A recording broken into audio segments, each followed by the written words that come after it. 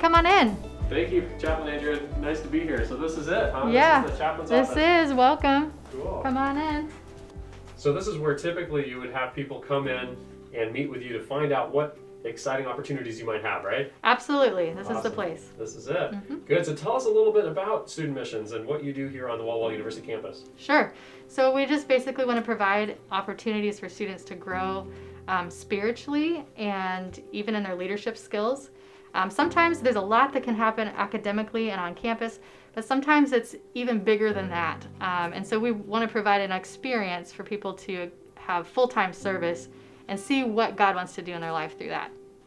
That's exciting. So you have people all around the world is the idea, right? You have student missions that are everywhere. Right. So this program, Student Missions, has been going on for some time. Tell us a little bit about the rich history that it has. Yeah. Walla Walla has a really rich history of student missions all the way back to the 60s. I think the first guy went to Alaska. And you don't have to look too far even now with student leadership to find people who have served as student missionaries. So it's a pretty big part of the culture here at Walla Walla. That's exciting. Tell me a little bit about what you might do as a student missionary. What are some of the roles that might come? Right. It's pretty endless, really. We do like to look at what people's gifts are, what their background is, what their education is, and find a good fit. There's a lot of teaching positions. You don't have to go too far for that. But we also have a lot with medical, in the medical field, even in construction and with marketing, media, videography. We can find pretty much a place for everybody. That's cool. So we're trying to match it with what they're learning already. And that's the best idea. Very good. And tell me, does it need to be a year or can it be something shorter? If I have the summer, if I have 3 months, a quarter off? So typically it's a school year. That's what most people think of when they hear the word student missionary. But we do have a lot of people who will go just for a quarter or for a couple quarters, sometimes to fill in gaps if another student missionary has had to leave for illness or for some reason. But yeah, and we even have other opportunities that are shaping up right now to be a little bit less time. But it's more than just a short-term trip, but it doesn't have to be a full school year if you're not ready quite for that. I know that we've been working with Adventist Community Services on some exciting opportunities coming up with CHE and Student Mission. Can you tease that out a little bit? Can you tell us a little bit about what that might look like here in the Pacific Northwest?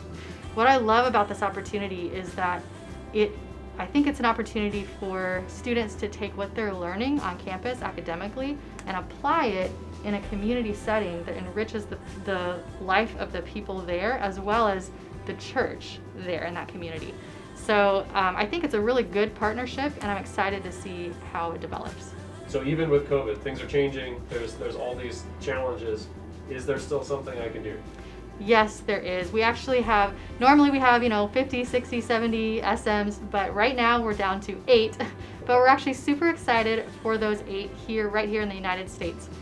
They're serving at boarding academies, a Native American reservation in Arizona, a tiny little village in Alaska. So there's still plenty to do right now, even this year, and we're trying to support them.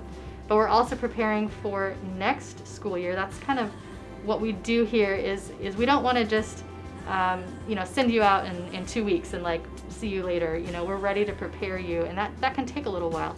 So this year we'll be working hard to give some information to help steer students toward the opportunities that will hopefully be available for next school year. But obviously everything's fluid, so we'll see what happens. But we're pretty committed to sending people out, whether that's domestically or internationally, as much as possible. Excellent. So I asked you to think about a Bible verse, and you spit back Ephesians 3:20. This is a prayer of the Ephesians, right? This is a prayer of praise. Tell me why that's important to you, and if you need the Bible to read it, or if you know it. This one I know by heart. I don't know a ton of verses by heart, but this one actually I learned my sophomore year when I was in college, and I was actually preparing to be a student missionary. I had already made that decision, but I felt so unworthy and so unprepared. And sometimes you feel like you should be a different kind of personality even. And I was a little more introverted, and I was going to be a youth volunteer worker, and I was like, I don't know about this, but I want to do it. And so I ran into this verse in Ephesians 3:20, and it says, by his mighty power at work within us, he is able to accomplish infinitely more than we would ever dare to ask or hope.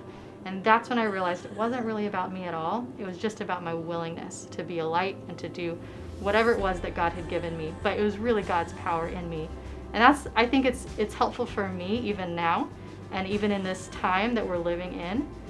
We can feel like we're not really prepared and we don't know how to reach out and to help people. But it's God's power in us as long as we're willing to do that. Thank you for sharing. So as students are anticipating maybe next year going out as a full year or 6 months or 3 months, what can they be doing to prepare, and what should they be doing, I guess? Yeah, where do you start? And I think really it's just start with dreaming. Start with talking to God, talking with your friends or your family. Might be kind of scary for them to hear those things right now, but really just start dreaming.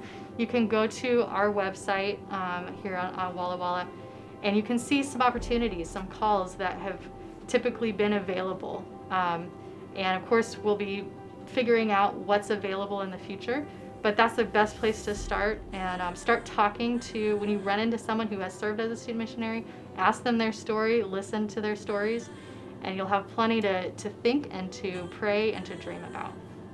Thank you for your time. Is there anything else you want to share with us today? Yes, absolutely. I just want to also encourage you to take advantage of opportunities to serve right now. So whether that's just developing a heart of empathy for the people around you, whether that's taking advantage of a lot of these service opportunities in the community, that will start preparing your heart and your mind for even greater service opportunities, even full-time, taking a year out. You'll be ready for that the more that you can go ahead and serve now wherever you are. Beautiful. Thank you for your time. Absolutely. Thanks for coming.